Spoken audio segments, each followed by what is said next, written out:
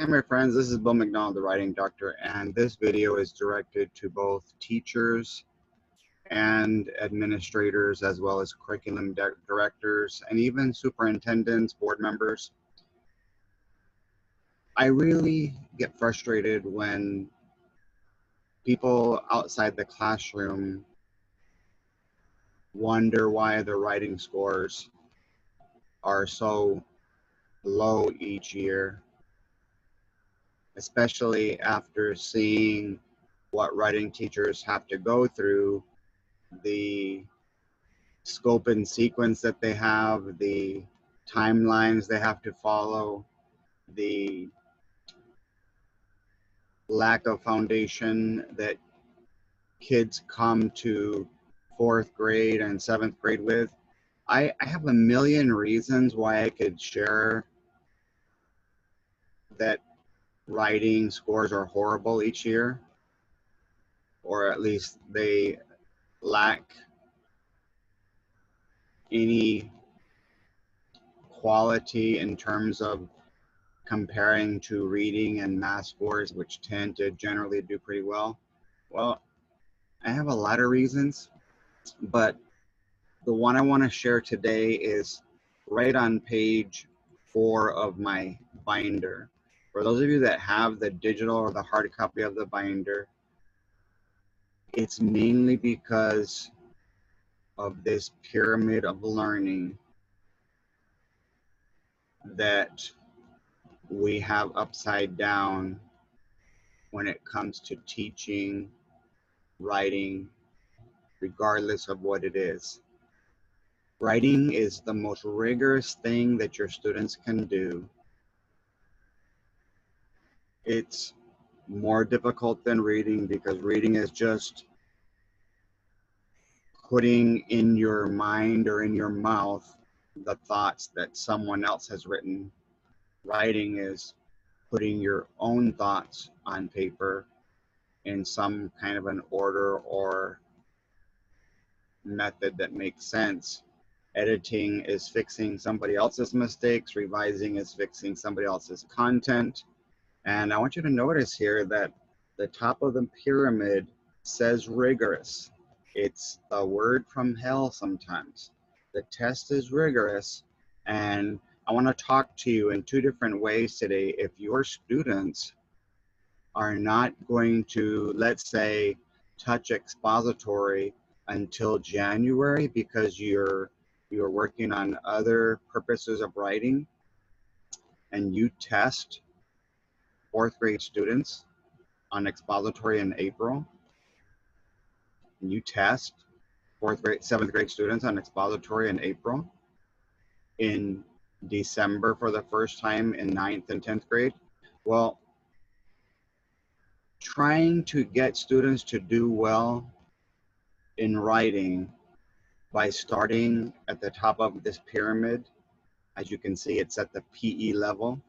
Let me share what I mean using annotations.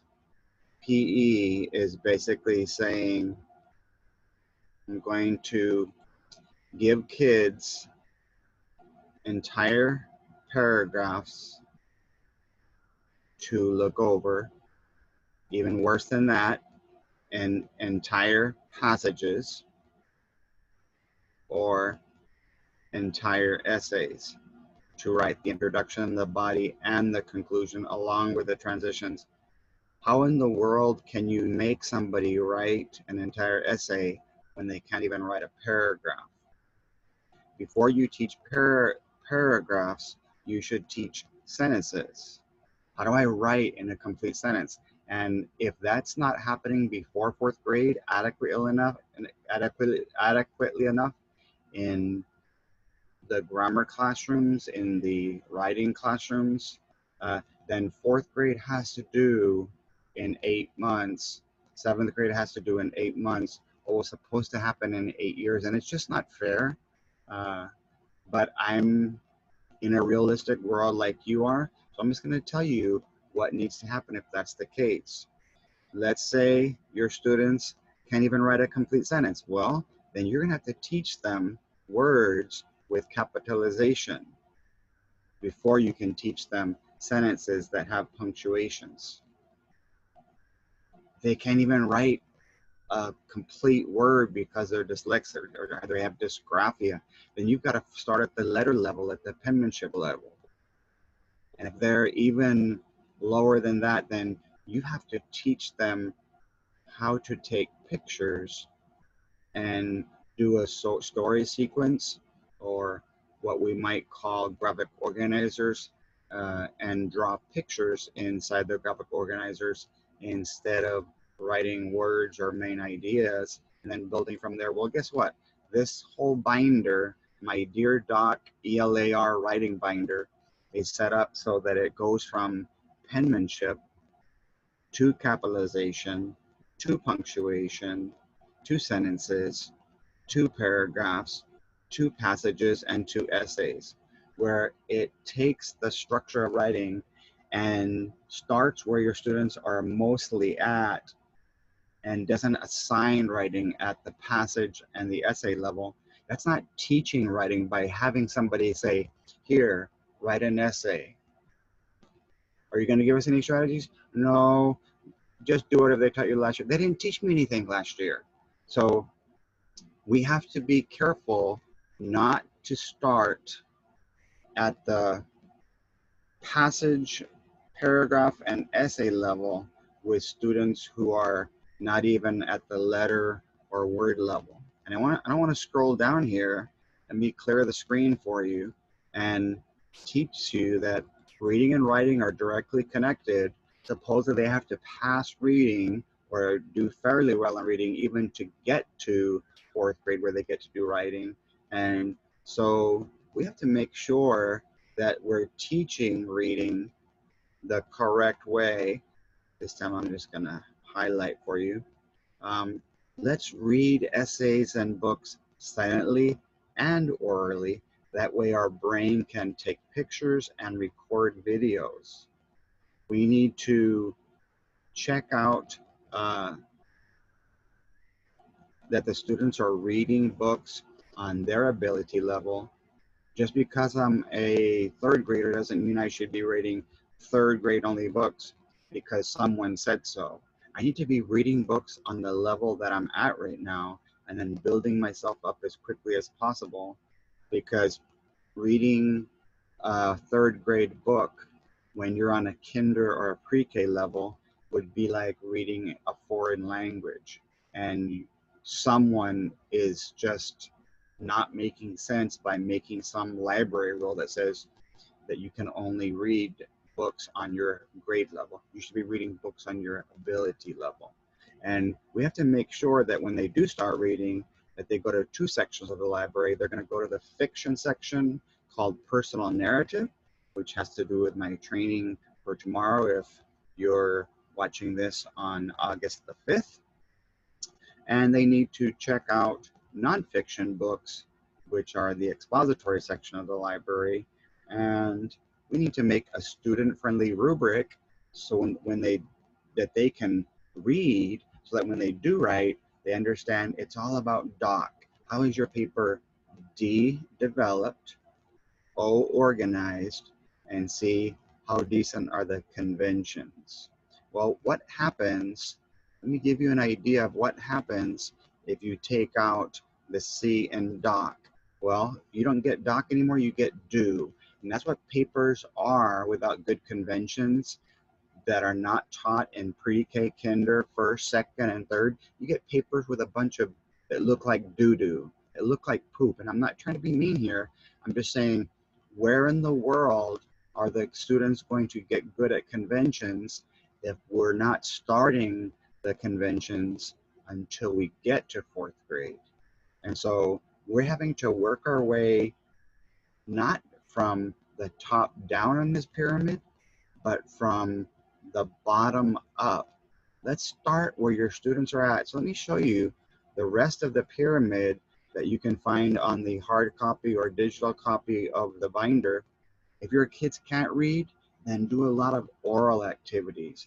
Do a lot of verbal things. Make them speak punctuation when they talk. What is your name? Question mark. Make them speak capitalization when they talk. capital, my name is capital Bill, capital Mac, capital Donald. I'm not going to get good at reading or writing until I can speak, and I should be speaking in complete sentences. Please pass the story is one of the ideas in here in the oral section. Word bank words, where we get rewarded for using higher vocabulary when we talk, and even more rewards when we actually say, I'm not just going to be speaking this vocabulary, it's going to graduate out my arm and out my pencil down to my writing level where I pay you more. Make the kids tell their stories or verbalize their expositories out loud. The VAC level, the lowest level in your classroom, if it has carpet, is the floor. And if that floor is dirty, you don't sweep it, you vacuum it. So think of the lowest level in your classroom as the VAC level. The kids who are visual, auditory, and kinesthetic. And if you want to add verbal in there, think about what strategies are we doing at the bottom of the pyramid to help those kids who are visual, verbal, auditory, and kinesthetic. Because if we don't start there when those kids are at that level, then and we start at the top of the pyramid, look what's going to happen. It would be like grabbing this pyramid and flipping it. I'm sorry, I gotta cancel that. Gotta go back to my mouse for a second. Clear my drawings. Now I can rotate. It would be like flipping that pyramid upside down and trying to do what? Make it balance on its point. You're going to have as much success as flipping this pyramid if you're trying to assign passages, assign entire essays and paragraphs if the foundational grades are not teaching reading and teaching visual, verbal, auditory, kinesthetic activity. If they're not starting at the lowest level and writing and saying, hey, let me show you how to write letters with penmanship, words with spelling, phrases with capitalization, sentences with punctuation, paragraphs with usage, and whole passages when we're doing editing and revising.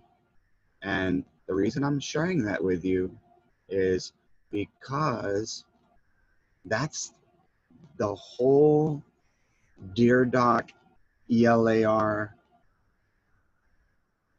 writing binder in a nutshell. Daily editing and revising of editing and reading, revising, ELAR writing, starting at the level that your kids are at the front of the binder.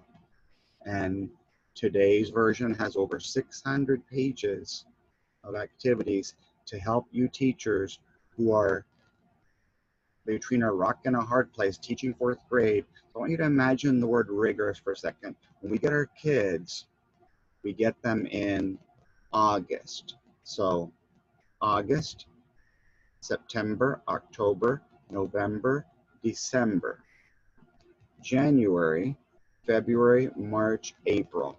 We take the test in April, this coming April, in both 4th and 7th grade. So I want you to notice the letters of rigorous, okay?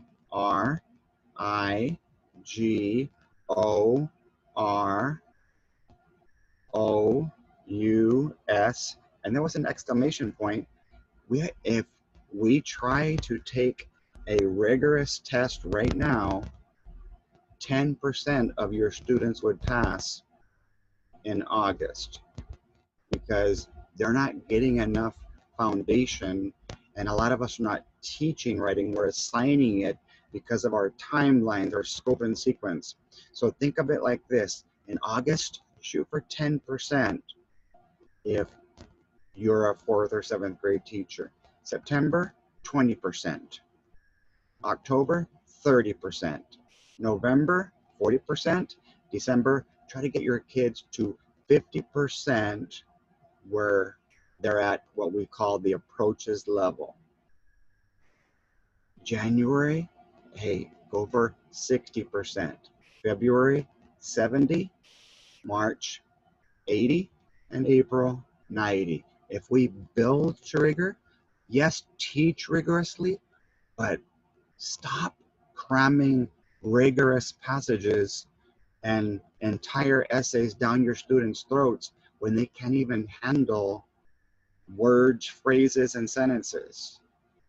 Let's build to rigor, hopefully from pre-K up.